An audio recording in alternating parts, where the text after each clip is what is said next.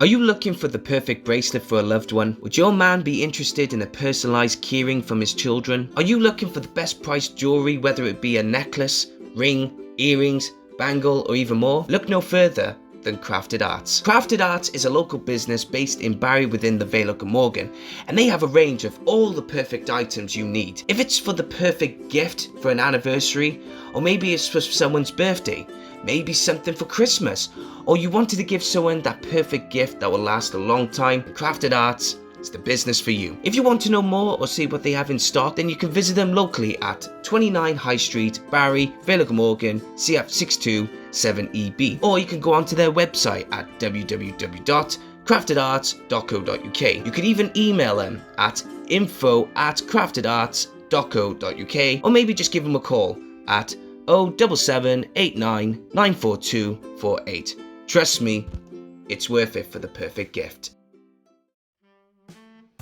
The best thing about Creative Space is that we don't just want to encourage people in being creative in TV, film or even theatre. We also want you to be creative in a variety of other things as well. So do you want to have experience in making jewellery? Do you want to pick up a hobby but do not know what to take or where to start? Then look no further than the Vale Jewellery Workshops. Vale Jewellery Workshops provides the best experience in teaching you how to make the best sterling silver jewellery. They will help you make a range of silverware including rings, bracelets and many more pieces. You will learn the basic silversmith skills such as soldering, texturing, shaping and lots more. Not only do the workshops provide the experience for adults, it also provides the best experience and fun for children as well. So if you want to learn on how to make sterling silver jewelry, and if you're very interested, go onto their website at www.valejewelryworkshops.co.uk or get in touch with them via email at info@valejewelryworkshops.co.uk or even phone them at 07789 794248.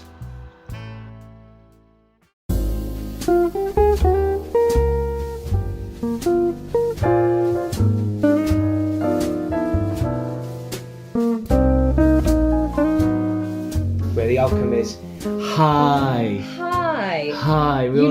It's been what? 2 hours? No, an hour. An hour and 15 minutes Yeah. since I've been in your presence, and now we're only just starting the podcast. Yeah, but I haven't seen you in a while. And there's a lot of things I do not want to go on the podcast. And say. It's fine. It's fair. Yeah. And you know what? Today, I've just released episode 55. Today. Oh my god. Yeah, I hope you've been listening to it. Have you ever heard of Jason Page? Jason? No. Are you a fan of Pokemon? Yes. I wanna be the very best, like no one ever was.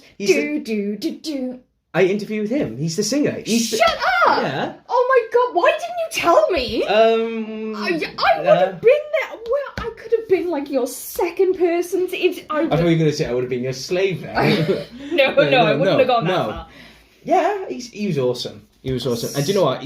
Because he was such a profound presence on even though it was on Zoom, I had to put it on visual format for this particular episode because he was such a physical entity that had so much presence. Oh my god, I'm so jealous. And he was so awesome. jealous. But there was I'm going into the plannings of the Creative Space podcast. Now I've always tried my very best. I think we're going to start this off here. Do you know when we mentioned about getting guests on the show? Yes. And trying so hard. I want to elaborate that a little bit more before we go on to talk about... I want to talk about critics as well because I'm getting really sick and tired of critics now. But anyway, going on... But there is a system that goes into doing the podcast, right? You send off an email who you want, and 9 times out of 10, no, that's a lie. I think 7 times out of 10, right, you are going to get a no. You're going to get a decline, a respectful decline, saying, yes, thanks, but no thanks. Yes. Some people say, yeah, he or she can come on the show. How much are you willing to pay? Now with Jason Page, this was an awesome, and if I had the money, I would have actually wanted to go for the option 1. So they came back to me and the representatives just said, right, you got two options. Option one is if you pay $500, you get 2 signed Pokemon limited edition Jason Page autographs on a Pokemon card. Not on a Pokemon, but like his own design. What? You get him to sing with his keyboard and everything. The Pokemon theme music, the entire one, you get him to sing. Basically, go all out. I'm going to give you the best experience you can ever have on a podcast. Of course. And that could be for an hour on Zoom. Mm-hmm. The second option was for free, but it's half hour. And I was like, half hour. Okay, I'll do it. We went over more than half hour, people. Oh, of course. Yeah, well, it's like 43 minutes. It's about 40 minutes. With 4 minutes of sponsorships, which well done to Crafted Arts, by the way, our sponsors who won Best Jewelers of 2024. Whoop whoop! Congratulations. And anyway, we so I got back and said, well, it's gonna have to be option 2. I would have loved to have done option 1, but I haven't got the money, spent it all. Sorry. Yeah. But yeah, and that's how he was up for it, and he was like I said, he was such a delight to be on the show. He was cool, he was awesome. He talked about performing with Liza Minnelli, Meatloaf, Michael Jackson. He talked about the Pokemon theme track, and yeah, it was funny. It was absolutely funny. The Pokemon theme, just watching I can remember waking up at like 6 o'clock in the morning as a young kid, right? And watching an episode of the Moomins, and then straight after was Pokemon.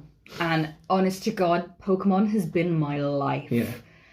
Up until obviously quite recently, where I'm not playing the games as much as I used to. I used to collect the Pokemon cards. Same. Yeah. And I tried going back doing that last year, collecting Pokemon cards. And they are so expensive now. Yeah, they're really expensive. Do you know? But then again, they were expensive back in the day. No, they weren't. Yeah, they were like for us. 50p to £1, depending on they where. were like £2, £3 back then. Where were you getting your Pokemon cards? Toys R Us. Oh, well, there we go. There we go. I was going round to like the corner shops. Yeah, but. Yeah, he was brilliant. It was absolutely fantastic. Now, you get someone like him that will give you a best experience on the podcast. And I've had quite a few people asking me, how come I only do 2 podcasts per month? And it's very, very, very difficult to finding a guest that is free.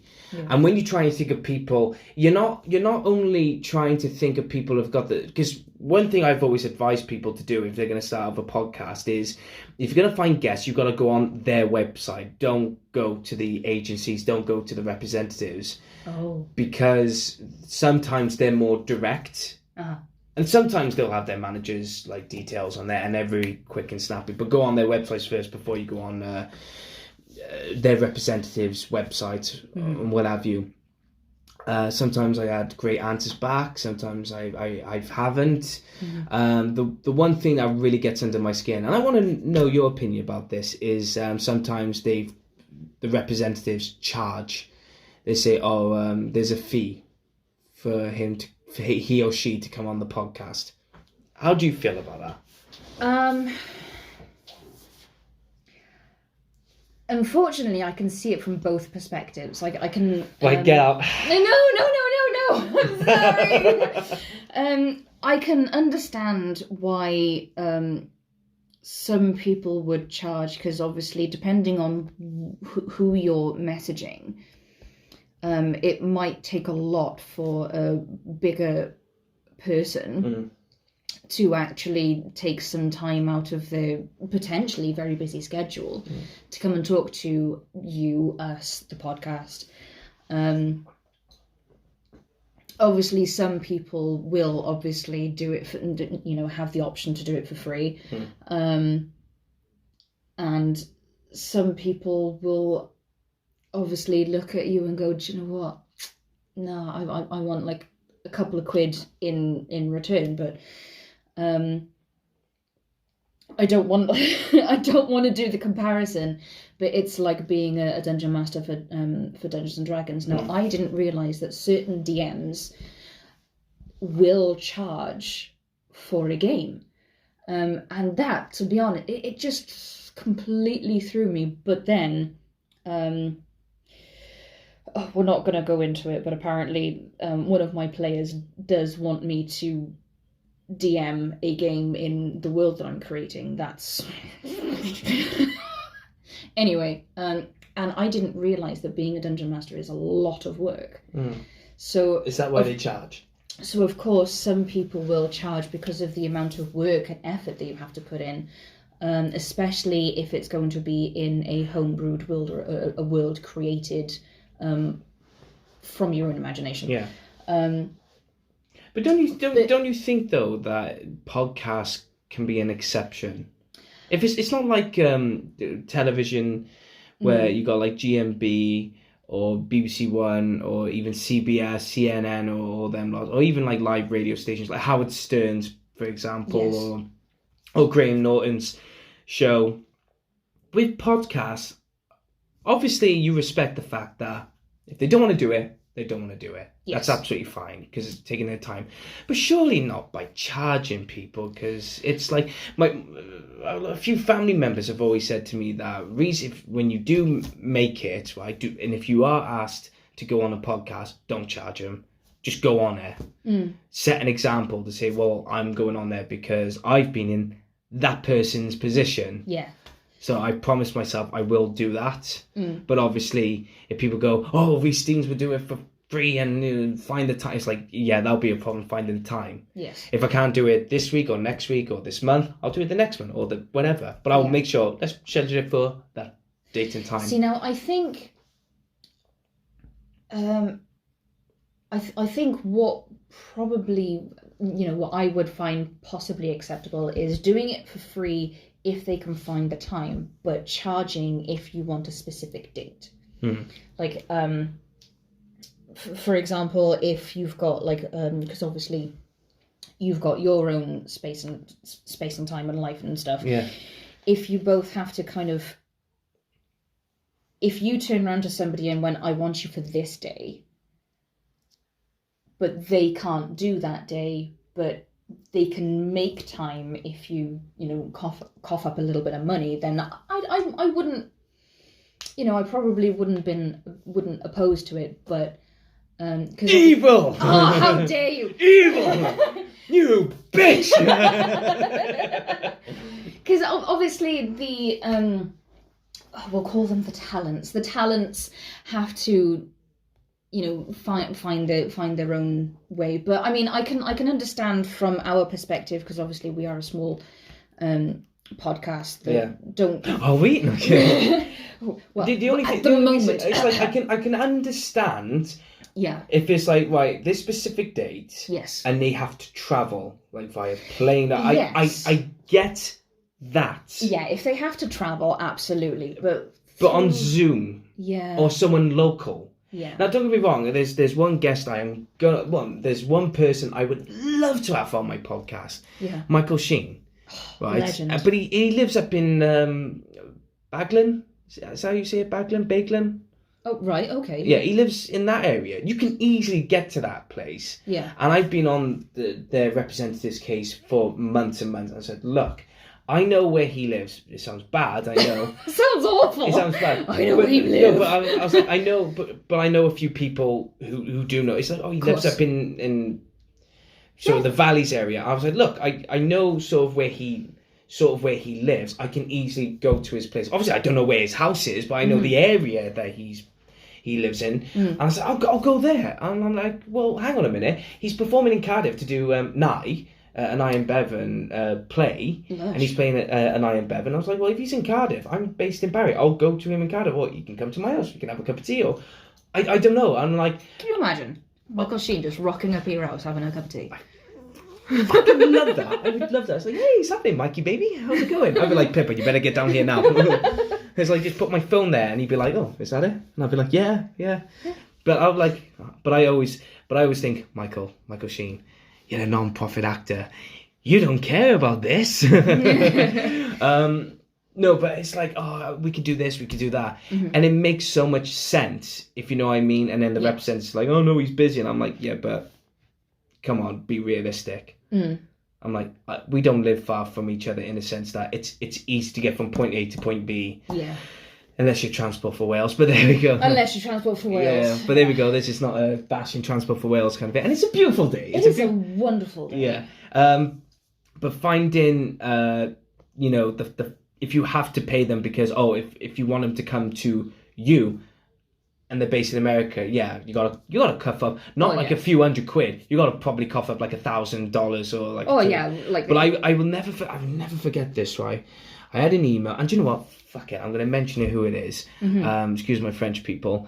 But I'm a huge fan, as you know, I'm a huge fan of professional wrestling, Yes. right? I love my wrestling. I've met many professional wrestlers along the way from Q&A events, Comic-Cons, etc. Mm-hmm. And I've always been happy to cough up a few quid just to meet them. The most being meeting The Undertaker, because I did VIP, I had a private meeting with him, and I had an autograph signed. Best £260 I ever spent. A lot of people are like, oh, it's so expensive. I don't give a shit. It was the best thing I've ever spent in my life. So, I mean, to be fair, I don't really want to mention how much I coughed up for. Do you know the TV show Supernatural? yeah. Yeah. I went to a couple of Supernatural based, like specific Comic-Cons where I've basically met the entire cast now over the past over like the. I think it was like 2 or 3 years that I went consistently, and the price difference between is it more than what? No, you paid a lot more, but I think you went. Well, put it this way, I think the base ticket was like 170, and then it was another 70 on top for a picture or for an autograph. Yeah. So, I mean, if the thing is, if you want to pay for, you know, well, if you want to pay, this is the thing, right? It's like my family. Some members of my family don't understand or get Comic-Cons. They don't get Q&As or anything like that. Q&As it's a bit different. It's a different kettle of fish. But like Comic-Cons, like why are they charging 50, 70, 80, 90, £100 for an autograph on the picture and everything like that? Because people will.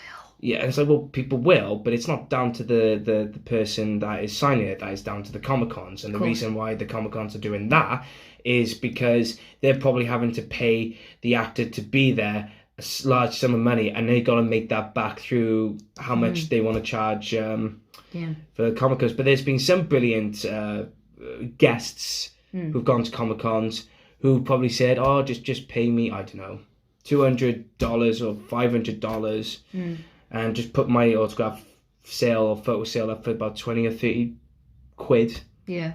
And do it that way. But anyway, so I'm a huge fan of wrestling. Yes. And I emailed a representative of Kurt Angle, who is who I've met already. I've already met Kurt Angle. I've got his autograph at a Q&A that happened in Cardiff a few years ago. And I donned a goatee back then. Oof. Yeah. A very small, very short goatee that my Emily completely despises. She's like, why? Why? You look like a serial killer. And I'm like, oh god, okay. But anyway, the representative came back and they practically put me off for good. Oh no. Yeah.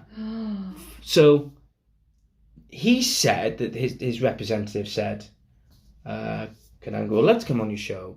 There is a fee, and he told me the fee. So on Zoom, 45 minutes, $2,000. Excuse me? I'm like, I'm sorry, what? $2,000 for 45 minutes on Zoom? Absolutely no way. I ignored the email. I didn't even respond.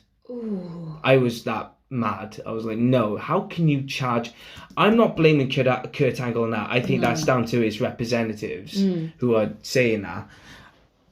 How can you charge that amount of money 45 minutes on Zoom? 45 minutes on Zoom is practically, if you're going to charge someone 50 quid, Yeah. or even nothing at all. See, no, I don't understand.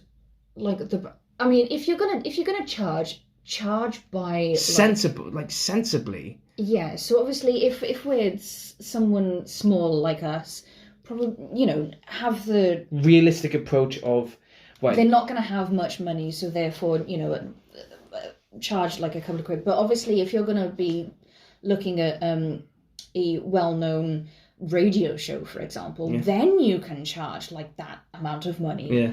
If they can, because they can afford it. But with flipping heck. Yeah. $2,000. Yeah. I was flabbergasted. My God. I just thought to myself that is not, because he runs his own podcast show. He's a very busy guy, and because obviously the wrestling community is a very it generates a profit. Yeah, and especially with loads of wrestling conventions. I mean, I'm gutted I'm not going to the one this year because I just haven't got the money. But next year, I promise myself I will go because I love to collect wrestling memorabilia. Of course. Which I need to start collecting again because I had to sell some of them. But it's one of those things where I was like, how can you do that? And and another thing as well, and it's the fact that when you speak to the agents, it's not so much as the publicists. The publicists, all they care about is the people that they represent. Of course. Is their image. That's all they care about. It's like, right, you can go on that podcast and do this, do that. Whereas the agent are like, yeah, how much? I'm like, you greedy get. Yeah. I'm trying not to swear so much on this podcast. I know, I can see your seething face. Yeah, seething. It's like, you greedy so-and-so. And I find it very insulting as well when they say, have you got a fee in mind? And I'm like, why don't you tell me what the fee you are seeking? And then I could just easily turn around and say, excuse my French, fuck you. Yeah. Because I've offered £100. It's like, well, that's what I can afford. Yeah. It's like £100, would that do? And they're like, oh no, it's not good enough. I'm like, what, for 100 quid? Yeah. Finding guests is really, really difficult. I'm not like Jack Mate's Happy Hour. I'm not like Joe Rogan. Yeah. I'm not like Mark Maron on WTF. What the fuck with Mark Maron? But those guys can... But the reason why I don't feel like some of them pay the guests to be on the show anyway. They probably pay them, to get them there. Their expenses are covered. It's like Joe Rogan has been paid $100 million and another $100 million because of his podcast. Yeah. And I listened somewhere that he doesn't even pay their guests to come on the show. They want to go on his show. But that's just the sad reality. We're not there yet. Of course. Yeah. Yet. That's it. But it's trying to find that one, isn't it? Where we can do that. That's why I'm pushing for Michael Sheen. I'm trying to, because I know he'll probably be like the one to do it, but at the same time, he may not. I just want him to come on my show. Yeah. And the people that you've probably seen on my the list of episodes. I mean, Chris Maxwell, who we know, he looked at my guest lists and he went, Billy West, you had Billy West on the show, who did the voice of Bugs Bunny and Elmer Fudd in Space Jam, and did the voice of Fry and a few other characters in Futurama. And I was like, yeah, I got Billy West, and he did some of the voices, and he was like, dude, what? I had Dee Wallace on the show, which I thought would have been a great... well, it is a great addition to the podcast, but I would have thought it would have attracted a lot of people because she played the mother in E.T. Yes. And no, it didn't work well. Adrian Barbeau, I mean, I've spoken to her on Zoom. I couldn't see her face. Yeah. I know we talked about that previously, and I'm more than comfortable to talk about it. Not slander her, but she was lovely. Just because we couldn't see her, I couldn't see her on the podcast, and this was like 12 o'clock midnight. Yeah, we still had fun. I'm so surprised that Hadley Fraser is the most popular podcast episode going. Really? Yeah, you should see Why are you surprised? Because, no disrespect to Hadley Fraser, I mean, he is a West End star. Of course. He's done Les Miserables, he's done Phantom, he did Les Miserables on the the 20th or 25th anniversary, and he did the other anniversary for Phantom. He played Raoul. He's done the Lehman trilogy play. He's done loads of things. Yeah. And I would have assumed to the general public that he wouldn't be as followed, and that's no disrespect to Hadley Fraser. I thought he was a lovely person. Speaking to him, and he has got a following, but I didn't think the following was going to be big. But I just really wanted him to be on my show, because I know of his work. And next, you know, his podcast episode is, I mean, one of the clips. No, the top 5 videos on YouTube are all clips of him. Oh. Yeah. The one that's generated 5,000 views is him talking about Phantom of the Opera and Les Miserables.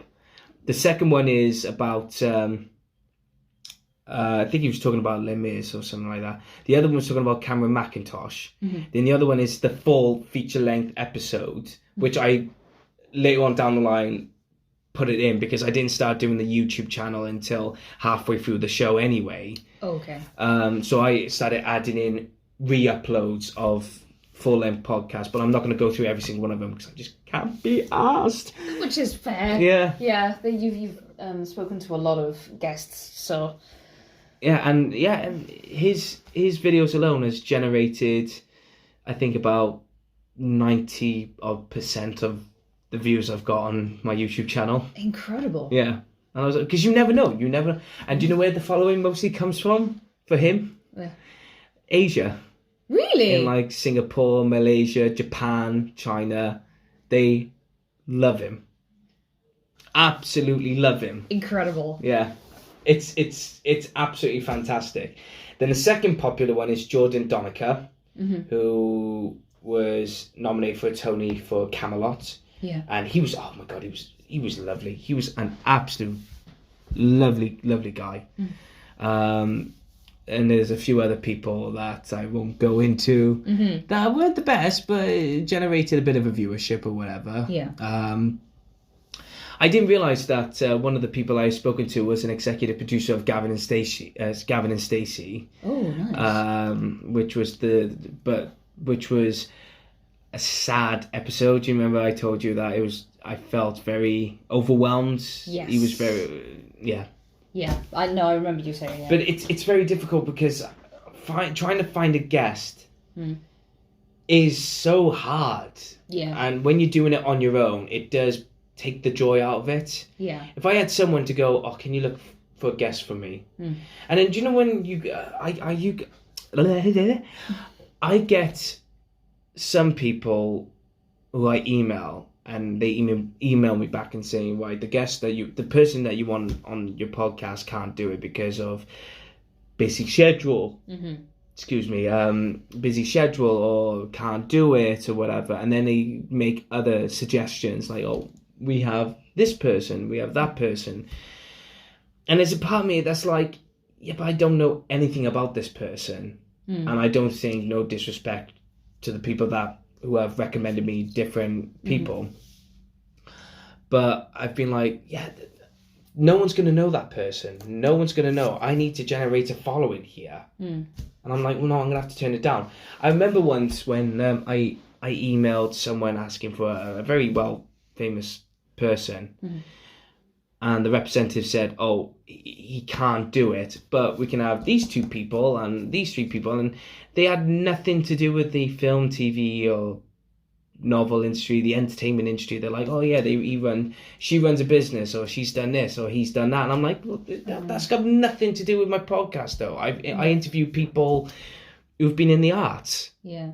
See, now it's one thing to suggest other actors and other people in creative media, but to suggest somebody that's nowhere even close. Like, I wouldn't have minded if, obviously if I was in your position, I wouldn't have minded if they'd suggested another actor or another, somebody who's in the arts, but to suggest someone completely different, that's just like a kick in the nads, really. Because it's like, in the nads. Yeah. Because clearly they obviously don't know anything about you. So they just saw your email and was just like, oh, well, we haven't, this person says no, but you can have this person. It's like, well... Every time I've sent an email, though, I've said, this podcast interviews people who have worked in the theatre, TV, filming industry, also who have written books, who have done YouTube channels, and who are YouTube, etc. Because even in, like, YouTubers, they are content creators. They belong in the arts category. Yes. And I've had YouTubers in the past. Brandon Hardesty, oh my God. I was so gutted I can't release the visual format because my Zoom kept pixeling out. So no. But he was such a patient guy. He was lovely. But if it wasn't for him, I wouldn't have gone into doing YouTube stuff. Oh, really? It was amazing. And I've had a few. I've been very fortunate with the guests I've had. I mean, Paul Tremblay was another one that I was really grateful for. I think he's going to be the next Stephen King. Where did you ever watch it? The cabin in the woods or something. The Cabin in the Woods with Batista. No, I was going to say Cabin in the Woods isn't. Not the Cabin in the Woods. I mean, that's a good film, but... No, I know Cabin in the Woods. It's got Liam Hemsworth and he gets killed halfway through. Spoiler alert. It was not even halfway through. I mean, I got to see Cabin in the Woods for free because... what was it? I think it was Show Films First. Mum kind of signed up to this, and you can basically go and see films and go and see... shows and that for free or like a little at a discounted price. Knock at the Cabin, that's it. Oh no. Right, it's got Batista in it. Oh, Batista. Yeah. And it's called Cabin at the End of the World. I thought it was. I've got the book upstairs. I read it, and oh my God. He was brilliant. I think he's going to be the next Stephen King, or the next. Obviously, he's going to be the new Paul Tremblay. But that was a brilliant. Podcast guest to have. So I'm very fortunate. Good. But it's still difficult. Yeah. And it does take it out of you. It does take the joy out of you. And I think I must have told you once that every time I go and do a podcast episode with someone on Zoom, my mind is like, I don't want to do this. Yeah. But then as soon as it starts, my brain just automatically goes, I'm enjoying this. Yeah. And it finds its way back to the reason why I want to do it. Yeah. But then as soon as I finish, I'm like, I don't want to do it no more. Yeah. I mean, but at the same time, you're not obligated to, because I know certain podcasters are able to go and do things almost every day or every other day. There are a few content creators that I watch on YouTube that post 3 or 4 times a day. No, a week even. A day, Christ. And it's hard work, and it's a lot. What do you mean? Yeah, sorry to cut you off then. What is your view on social influencers then? See, now, social influencers is I think there's a very fine line, or there is a very big line between content creators and people who call themselves influencers. Influencers, to me, influencers mean they just want stuff for free and then they post about it online. Whereas content creators genuinely care about the content that they're putting out there, and they genuinely care about not making us happy, but like they care about their audiences.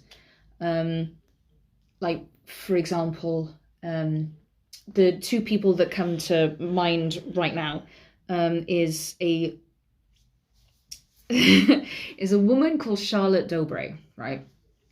She is this ginger girl, and she's got the most contagious laugh, right? It's ridiculous. To the point where she got me through like towards the end of COVID, and there are just certain things that like I can only hear in her voice. It's crazy. Anyway, but she was consistently posting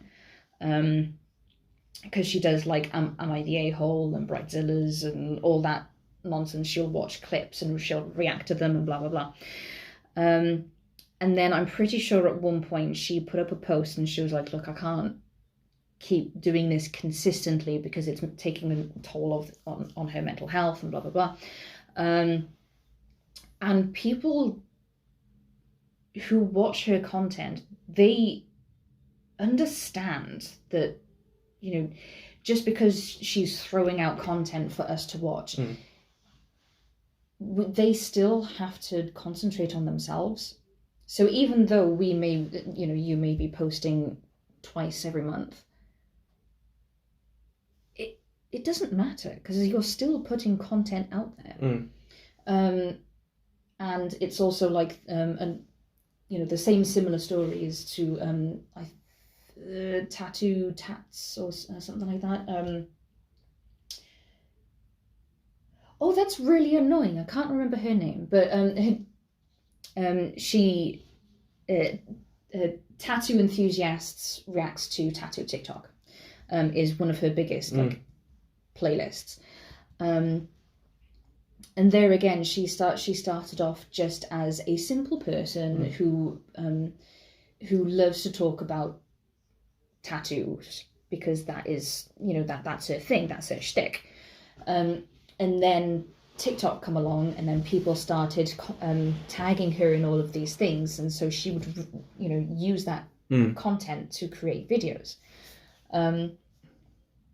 But it's, you know, if it wasn't for all of her following tagging her in all of these TikToks, she wouldn't have that that playlist on YouTube. She wouldn't be doing that. So I don't know. It's things like that where you're like, well, if that was taken away, where would she be? If that was, you know, if you didn't have all the people who said yes to you to doing the interview, where would we be? We probably, it would probably be just me and you just chatting absolute bollocks all day. Which we do. Which we do. Yeah, but somewhere within the nonsense there's... Yeah, but I think as well, I've noticed on my Instagram, and I rarely post on my Instagram now unless I not have to, but I think, oh, that's really good to upload. Yes. But there's like 2 or 3 people that I've known back in school, and they go and they use their Instagram platform, and they're like, oh my God, look at my hair, and oh, I'm a business person now. And I'm thinking, shut the fuck up, you self-indulge fucking fuckwit. Yeah. No.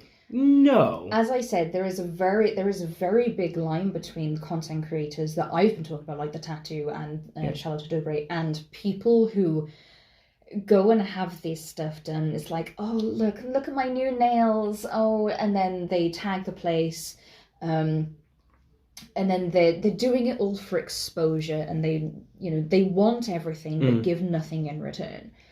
That to me is like influencer, and that to me screams entitlement, and it's disgusting. Because have you noticed as well at the Brit Awards, the BAFTAs, and a few other places, that it was like in the after parties and everything, the influencers were like, look at me, look at this, look at that, and they were self-indulging in everything that was going on. And now apparently that was done on purpose. So from what I've heard, because there was a situation with Billie Eilish, I think it was, because she didn't like the fact that there were influencers at award ceremonies. So what happened, from what I remember about the situation, is that one influencer or one content creator got up in her face or wanted her to do something which was like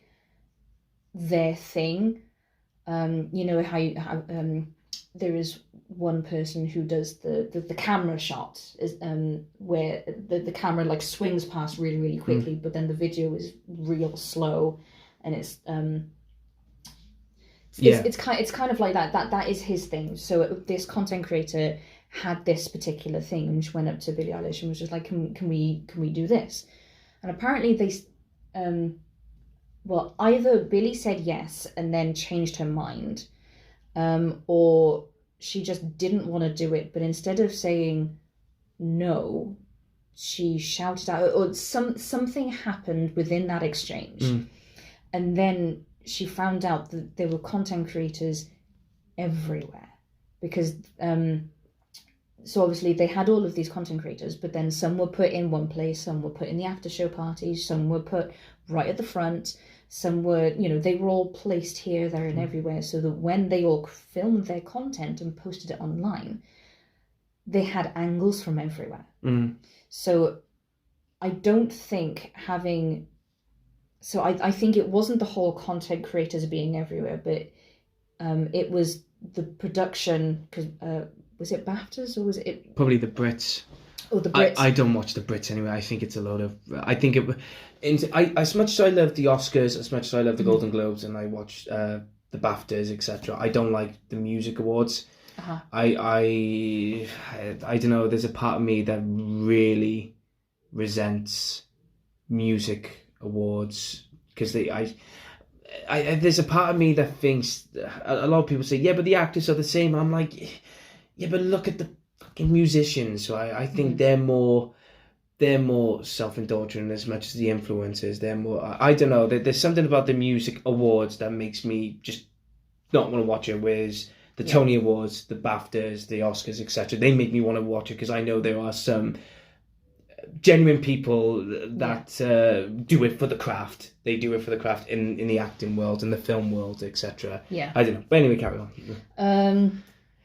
It's probably a bit hypocritical of me for saying so, but I that's how I feel. That's... Yeah, no, that's fine, because obviously everyone's entitled to their opinion. But half the time I think that companies like who do all of this, they're thinking about the image and like the after image of what's happening, rather than especially the actors and the musicians. They're not overly, if they're not overly comfortable with it, they've just spread all of these content creators everywhere. Yeah. Whereas before it used to be, photographers and people who would do, quick little interviews, and then that was it. They would move on to the next place, and then there would be nobody. It would literally just be the musicians or the actors or blah, blah, blah. Whereas now, they're mingling with everybody. Yeah. Which, for the content creators, is fine. It's fab, because, they... You get views, you get the attention, and everything, but it's not good for the people who may not be good, for the actors, the performers, the artists, the musicians. Because the last thing you, as an actor or as a musician, want is some influencer or some content creator coming up to you and asking you to do all of this. And it's not just one. It's multiple. It's multiple. Now, if they had about 3 or 4 who had a specific shtick, for example, well, it's like let me give you an example. Daz Black, right? He's not a social media influencer. He has said, I am a YouTuber. I am a content creator. This is what I do. And but he has interviewed actors in the past, but he said, I don't want to do a simple interview. I want to do like a 5-minute sketch, because he grew up watching these British comedy sketches and everything. Yes. And he's done it with The Rock and Kevin Hart in one video. He did it with Tobin Bell for Saw. He's done it with a few people doing comedy sketches. Yes. Something different, something unique, which I think is fantastic. Yeah. Whereas other social media influencers, they're like, oh my God, look at me here at the Oscars.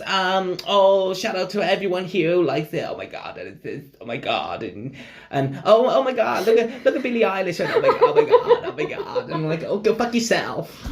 Yeah, as I said, that there is definitely a line between those kind of people that you just perfectly portrayed. I'm not gonna lie, but. Thank you. To all the As an actor, darling. to all the listeners, I really wish that there was some visual media of just him doing just that, because that was amazing. I really, really had to stop myself from laughing. But between those kind of people and between the the good content creators who do want to do those, those 5-minute sketches, or who's got that specific shtick that kind of sticks you out from the rest of them. Because I think one person, if I remember correctly, I watch an absolute crap on YouTube, but one person was invited to go to, I think it was a Thor Ragnarok Premiere, was it? Premiere, but because she was a costume designer, she had to create a dress to go to the premiere. So it's not just, it's her being invited for being a content creator and blah blah blah, but also she went to to show off Thor Ragnarok in a dress in her own medium, which stuck her out from the rest of the people. I'm like, oh my god, I'm at I'm at the premiere, and look, oh my god, it's Chris Hemsworth.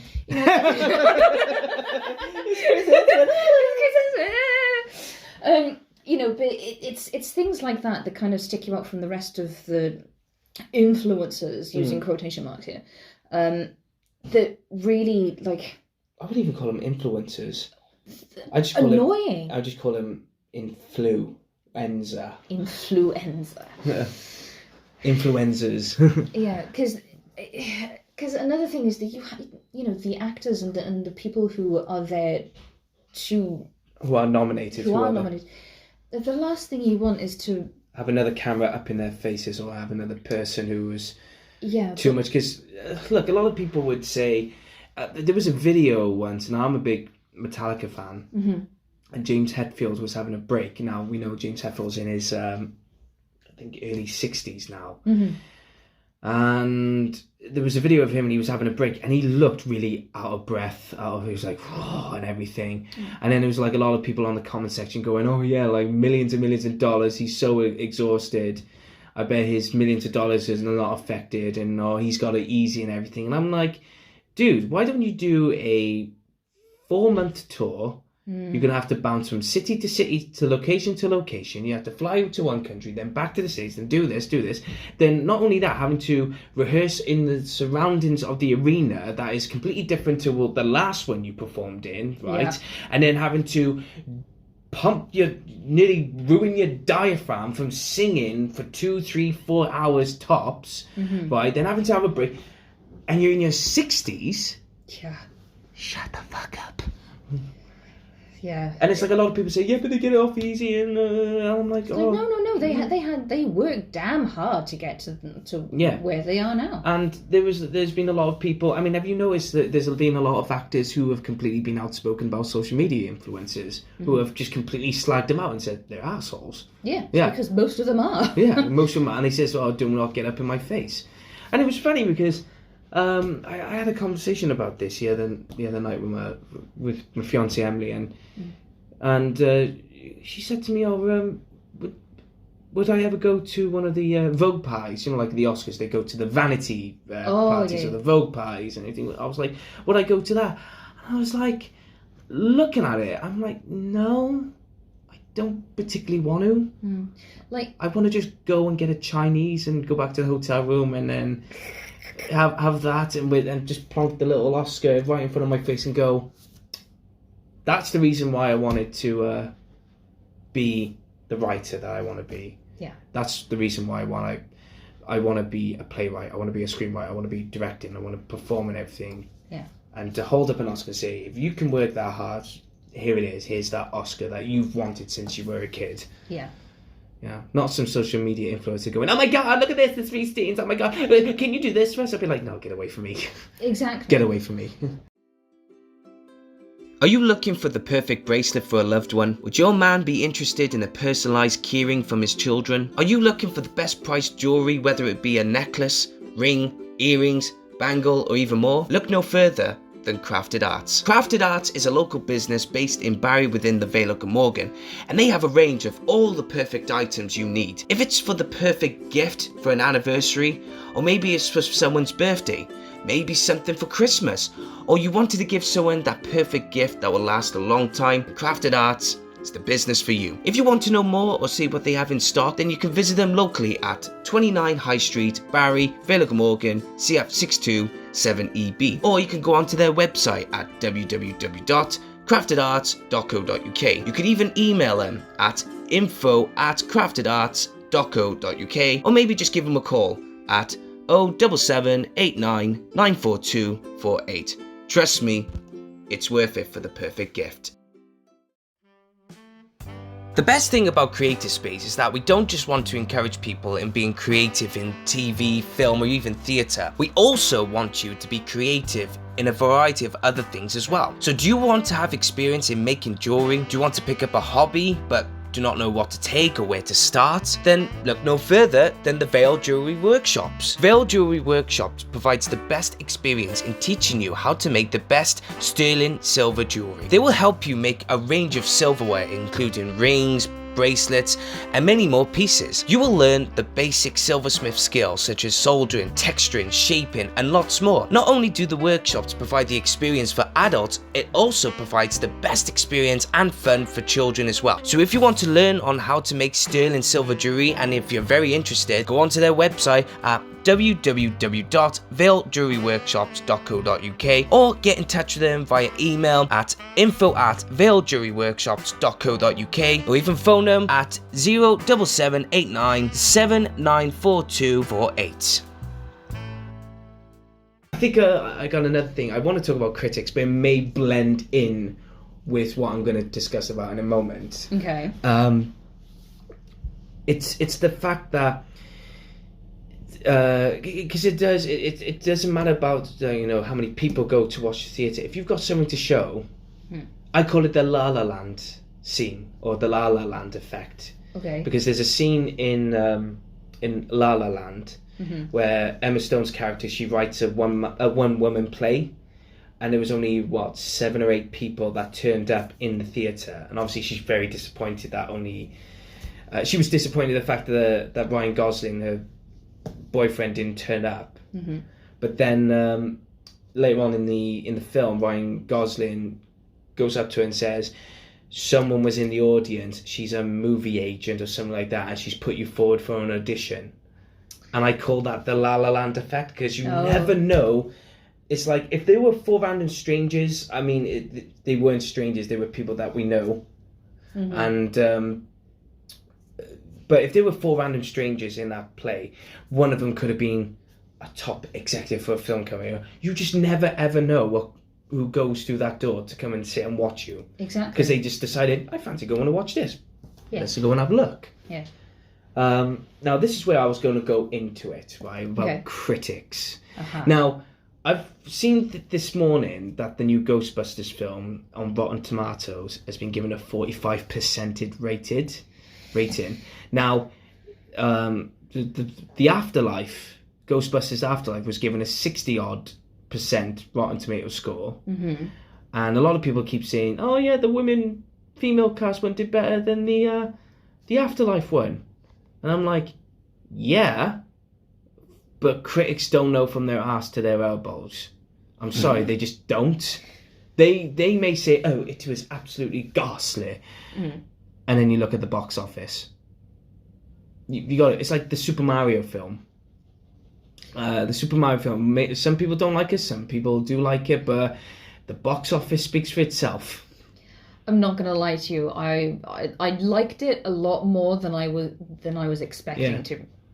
Because it's main. This is the thing about critics, right? Do you know when critics go and watch? I mean, I'll never forget this.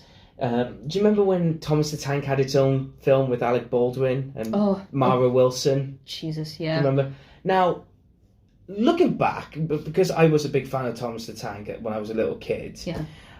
When I grew up, I was like, oh my god, this is a Thomas the Tank film. I loved it. Yeah. As a kid, you loved it because you grew up watching Thomas the Tank. A grown up is not going to like it. No. Because it's directed for kids. Yes. And then you get some some pompous critic going, oh, it wasn't good at all. How did the magic of Thomas the Tank fail to its expectations? It's like, because it was not directed for an adult. It's directed for a child. Yeah. Same with theatre critics as well. Yeah. They slandered Les Miserables when it first premiered in the Royal Shakespeare Company. They said it will never last long. It was not good at all.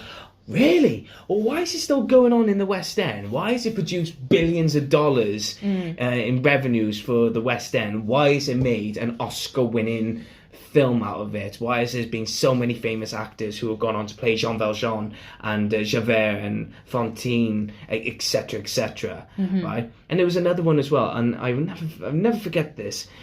Trevor Nunn, who was like a theatre director. Yeah. He was talking about Starlight Express. Now, each is to their own with Starlight Express. Yeah. Each to their own. But when they were talking about it, they were talking about the fact that it's directed for kids. It's about toy trains, for crying out loud. And the only way to make it was through rollerblading and skating, etc., right? And Trevor Nunn said that when the reviews came out, they completely panned it. And one person said it's got the intellectual capacity of a peanut. And Trevor Nunn just sat there and went, well, it probably is, because we directed it for children. It's for kids. And I just hate it when critics do not get their heads out of their asses. I'm not saying every single theatre critic or film critic is the same, but you do get those types of individuals that just do not keep their views, their personal views of it to one side and go, right, this is a kid show. You got to think like kids. Like, if I was a critic, I'd go, if you're a kid, you're gonna love it. You're an adult, you may love it. If you got a mind like a child, maybe. Yeah. Or if you've got like a childish personality, you're gonna love it. But I think with critics, it's like nothing will appease them unless I mean, don't get me wrong. I've always taken the critics' views when it comes to the Oscars. It's like, okay, yeah, I get that film. Why is okay, no problem. But then there were some, like the Super Mario Brothers films and like Starlight Express and like Les Miserables and everything. And I'm just thinking, yeah, but you just don't get the reason behind who it's targeted for. Yeah. I mean, what do you think of critics? I bet you know. I'm very... Well, to be perfectly honest, I read the reviews, and then half the time I just completely ignore them anyway, because I take their views with a pinch of salt. Because at the end of the day, you will only like a film because you like the film. I mean, you got to look at my Jaws mug. I love Jaws. Yeah. And a lot of people today, the modern audience, say, yeah, but the shark's so fake. It's like, yeah, but you don't understand the meaning behind Jaws. I mean, I appreciate it. I would hate it if they remade it. Yeah. I would hate it. And that's another thing as well I hate is remade films. Companies are like, we're going to turn this one into a remake. We're going to turn this one into a live action. I'm like, oh, for God's sake. Oh. Another thing about... Yeah, carry on. Sorry, what was you saying? Well, the long and short of it is that I don't really read the critics what they say, because at the end of the day I will like a film because I like the film. You know, sometimes I might agree with them on certain points, but at the end of the day, that's just their opinion. That it is their opinion. Yeah. Just because you write for the New York Times or BBC Film Reviews or whatever it is, that doesn't mean that you're really important. Yeah. Because who is it? So there again, somebody I watch on YouTube. She says that reviews, well, because she's a book reviewer. Reviewers are for readers, not for the people who do it, who write the book and stuff like that. Because she might absolutely slate a book or slate a TV program or slate a play, but I will read the book and I might enjoy it. everybody has got different opinions. Everyone has got different likes and preferences and blah blah blah. So I never really read them and go, oh, if this person disliked it, then it means that I'm going to dislike it. Yeah. No. Yeah. Don't if they jump off a bridge, would you do it? Exactly. If you were to put your hand, if they put their hand in the fire, you are not going to do it either. Yeah. You may be a little bit hesitant. So that's why I gotta do it. I mean, to be fair, I did that with the Rings of Power. I knew exactly what I was getting into. Didn't realize just how bad it was. So yeah, people put their hand in the fire. I saw Rings of Power and I went, yeah, do you know what? I'm going to put my hand in the fire as well. Oh, I got burned badly. But at least watching it, I'm able to go back to all of the critics and go, oh yeah, that's it's funny because it's because it's true. It was awful. Rings of Power. That's the Lord of the Rings. Yeah. Further sequel or prequel? Prequel. And bad. They haven't renewed it or anything. They have. Oh God. Yeah, I believe it's 5. I want to say it's something like 5 seasons that they want to do. It's. I have words to say about this, so much so I cannot get my words out. But have you going on to, because I don't want you to, because I want to keep that for another episode. Okay. You can just go right ahead and rant about Rings of Power and everything, but okay. But have you ever heard of the public domain characters, like Steamboat Willie was put in the public domain, and now a lot of B-movie people are capitalizing on the market by using the image of Steamboat Willie and putting it in horror movies and horror games and everything. Oh. See, I knew the one about Winnie the Pooh and Thomas the Tank. Yeah. There is a horror game where Thomas the Tank Engine is literally coming to find you. Yeah. And there was, I think it's like a giant crab spider-like creature that forms in the shell and it starts chasing after you or something like that. But it's someone, a fan, created a Thomas the Tank version. But the Winnie the Pooh one, great. I can't remember his name. I think his name's Reese Wakefield or something. Mm-hmm. When Winnie the Pooh got into the public domain, so the entire content of Winnie the Pooh, including Piglet, Tigger came afterwards. That's why the character Tigger wasn't in the first one. Oh. But when they came in public domain, he made a horror slasher film called Winnie the Pooh, Blood and Honey.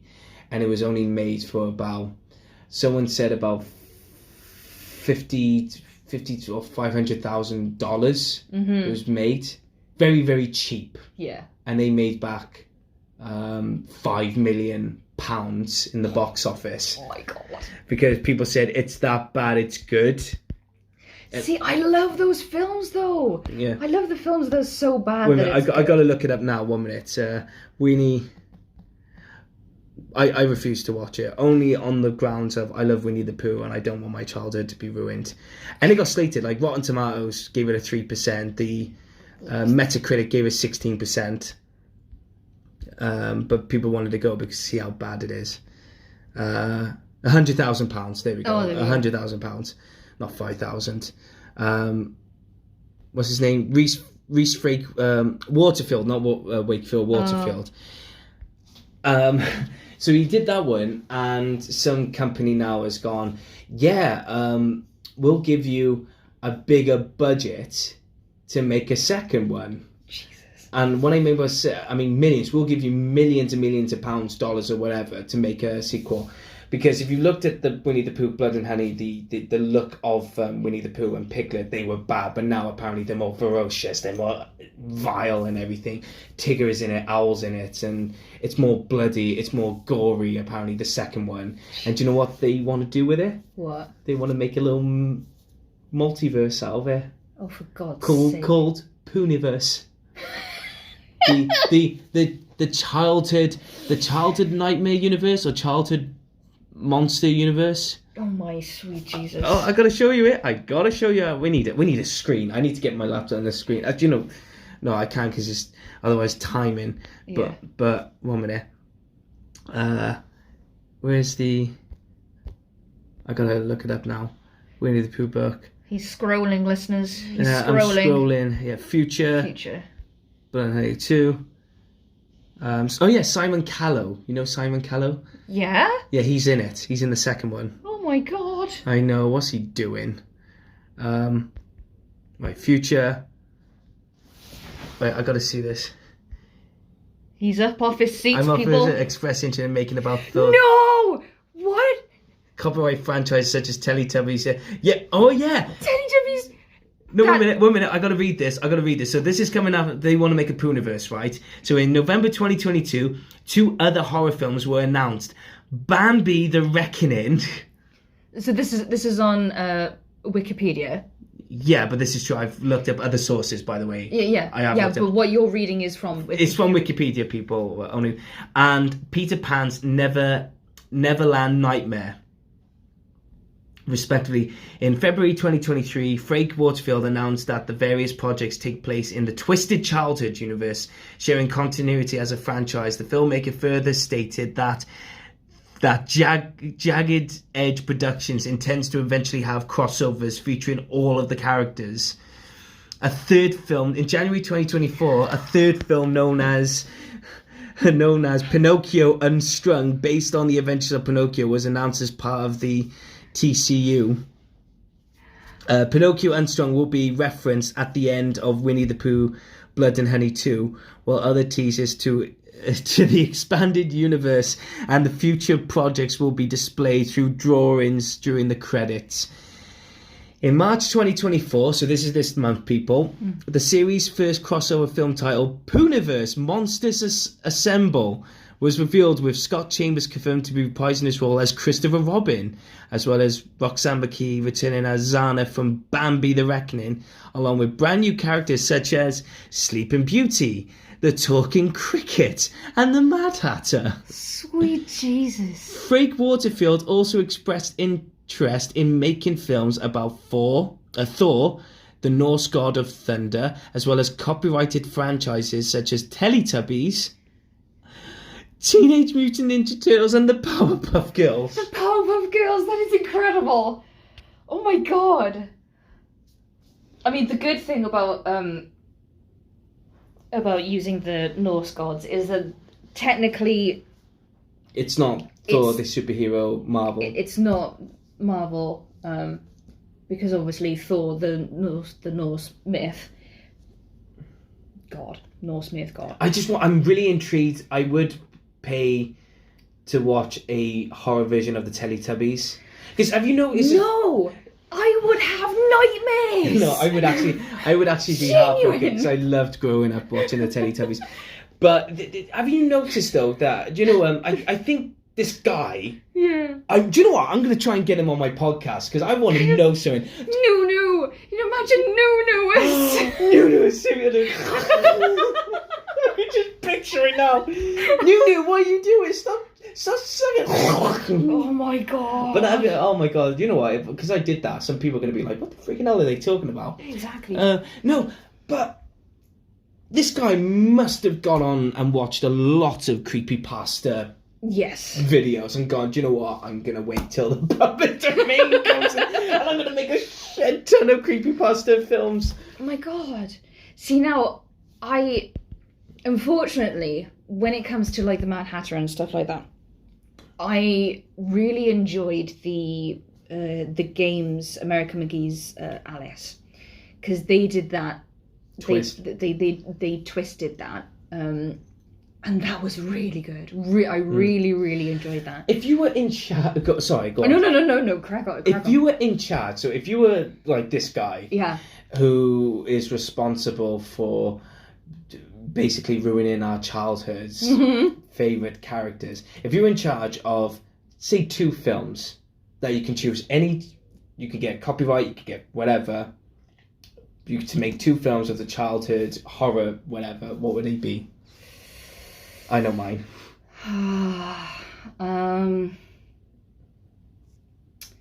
Anything? Yeah. Anything. Ooh. Mine's Thomas the Tank. Yeah. I don't know. And Postman Pat. My God, Postman Pat. In that case, all right, I'll go with Fireman Sam. Oh no.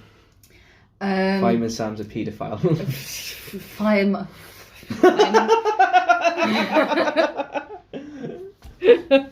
he gets his big hose out. For Norman. Ginger bastard. Stop it now. Christ. No, I'm probably. Do you know what? I wouldn't mind it. Like, if it was anything, probably the Moomins, because there's like a couple of really creepy stuff that you can do, like in the forests, like, and stuff like that. Because there are a couple of characters which, as a kid, I was like, I don't really like that. They're but Rosie and Jim, and then the killer boat. Tots TV. Tots TV. There we go. Tots TV and Fireman Sam. Oh my God. Christ. What about oh my God, Bill and Ben the Flower Pot Men. No. Yeah. Oh, flubba. Yeah. Bill and Ben once lived in this conservatory. Oh, sweet Jesus. Their mother died. Oh my Flubba God. Dubba Dub, said Bill, because he had a stroke. We're ruining our childhood. Oh my God. Stuff here. Horrendous. Yeah. I mean, to be fair, the easiest one that you could probably do is Pokemon going back, bringing Pokemon back, because in the actual in the actual manga, it's brutal. Like, you can actually, like, if all of these things were happening in real life, because some of the Pokemon causes an earthquake. The earthquake opens up, and one of the characters is like dangling off the edge of a cliff, because what happens? I can't remember who does who says it to who, but one of the characters says earthquake or lightning bolt on not the Pokemon, on the person, on the actual trainer, because obviously you killed the trainer, all of the Pokemon that they've collected technically become yours. That's messed up. You can mess it up real quick. But well, bits and bobs, you know. Yeah. Truck, where you going? Can we collect the bodies? Jesus. Oh my God, I'm going to be thinking of all of my childhood things now. Yeah. And be like, how can I fuck Thomas this the up? Tank Engine has never seen so much bullshit in all his life. No. Oh God, Thomas is delivering a secret cargo. What are you delivering, Thomas? Oh, someone for a big company guy. Apparently he's a very dangerous person. I'm delivering the flower, they call it. The white powder. The white powder, Thomas. I'm a really useful... Yeah.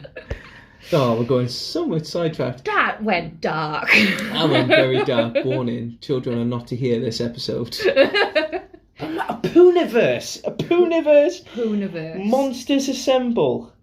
Who's going to be the main villain?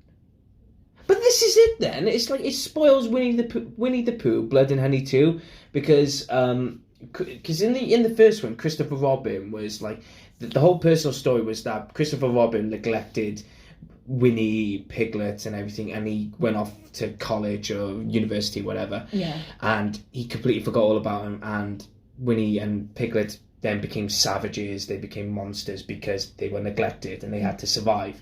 And then he comes back and he's like, I'm sorry, and they're trying to kill Christopher Robin. Mm-hmm. But then in Winnie the Pooh, Blood and Honey 2, he goes off and basically tells them that there are monsters in the woods and everything, and because basically they need to protect themselves, so they go off on a killing rampage.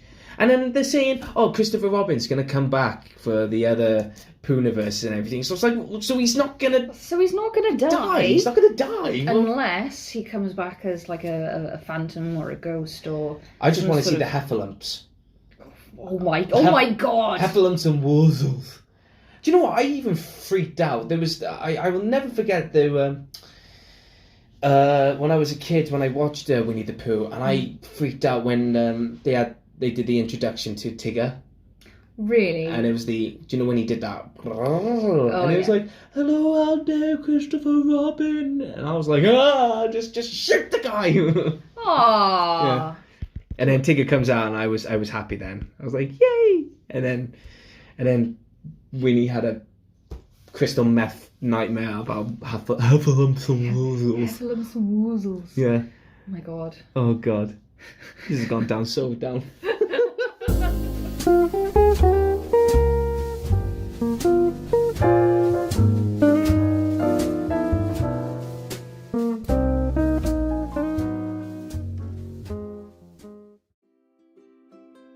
Are you looking for the perfect bracelet for a loved one? Would your man be interested in a personalised keyring from his children? Are you looking for the best priced jewellery, whether it be a necklace, ring, earrings, bangle or even more? Look no further than Crafted Arts. Crafted Arts is a local business based in Barry within the Vale of Glamorgan, and they have a range of all the perfect items you need. If it's for the perfect gift for an anniversary, or maybe it's for someone's birthday, maybe something for Christmas, or you wanted to give someone that perfect gift that will last a long time, Crafted Arts is the business for you. If you want to know more or see what they have in stock, then you can visit them locally at 29 High Street, Barry, Vale of Glamorgan, CF62 7EB, or you can go onto their website at www.craftedarts.co.uk. You can even email them at info@craftedarts.co.uk, or maybe just give them a call at 07789 942 48. Trust me, it's worth it for the perfect gift.